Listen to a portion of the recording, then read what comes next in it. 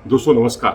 कानपुर के green park stadium की balcony का सी स्टैंड खतरनाक है। जी हाँ, पीडब्ल्यूडी यानी लोक निर्माण विभाग ने इसे खतरनाक करार दिया है। उसका कहना है कि यहाँ कभी भी स्टैंड से अगर वहाँ से दर्शकों की आवाजाही होती है तो ये टूट भी सकता है। आपको कुछ याद दिला दें कि एक बार ऐसा नागपुर में हुआ था जब एक स्टैंड टूट गया था और अब इसी चीज़ को ध्यान में रखते हुए बहुत एहतियात बरता जा रहा है। और आलम यह है कि पीडब्ल्यूडी और यूपी क्रिकेट एसोसिएशन के अधिकारियों की जो मीटिंग हुई उसमें यही तय किया गया कि उस क्षेत्र की जो सी स्टैंड है, बालकनी का सी स्टैंड, उसकी टिकटें ना बेची जाएं। वो टिकटें नहीं बेची जा रही हैं।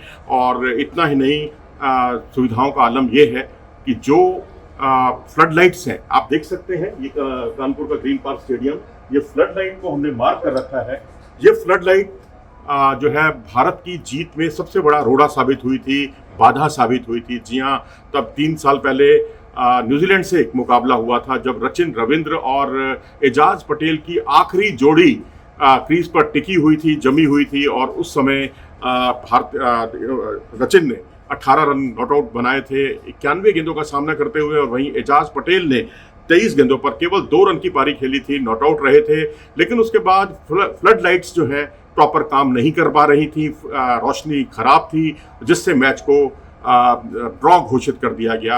यदि वो मैच पूरा होता तो भारत को केवल 1 विकेट की दरकार थी जीत के लिए। और ये WTC का एक मुकाबला है, वर्ल्ड टेस्ट चैंपियनशिप के अंतर्गत बांग्लादेश से ये मुकाबला होना है, 27 तारीख से होगा। और उस पर इतने संवेदनशील विषय को की अनदेखी की गई है, तो ये एक चिंता का सबब है इस पूरी व्यवस्था के लिए। यहाँ हम आपको ये भी बता दें कि जो कानपुर का ग्रीन पार्क स्टेडियम है, ये उत्तर प्रदेश सरकार के खेल विभाग के अंतर्गत आता है। तो ये खेल विभाग जो है, अब इस पर बहुत कुछ जिम्मेदारी है। लेकिन जो उत्तर प्रदेश क्रिकेट एसोसिएशन है, उसका साफ तौर पर कहना है कि उन्हें इस मैच से पहले केवल 40 दिन पहले ही ये सब व्यवस्था मिल पाई। स्टेडियम जो है उनको स्पुर्द किया गया केवल 40 दिन पहले, और 40 दिन के अंदर इतनी सारी व्यवस्था या पूरा सी स्टैंड का जो रखरखाव है, जो उसका सीमेंट का काम है, उसको मजबूती देना, ये सब जो है संभव नहीं है। और ना ही फ्लड लाइट, और यानी दोनों काम जो है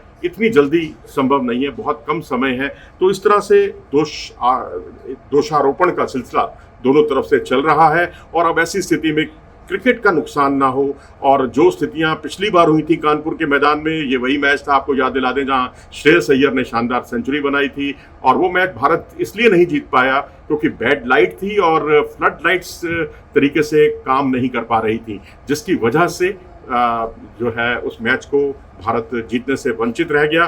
तो अब वही स्थितियां बदस्तूर जारी हैं और उस दिशा में कोई ध्यान नहीं दिया गया। और वहीं लखनऊ का इकाना स्टेडियम अगर आप देखेंगे तो वहां अच्छी खासी सुविधाएं हैं और उस पर राज्य सरकार भी काफी ध्यान दे रही है। अपनी राय दें इस बारे में कमेंट सेक्शन में जाकर। नमस्कार।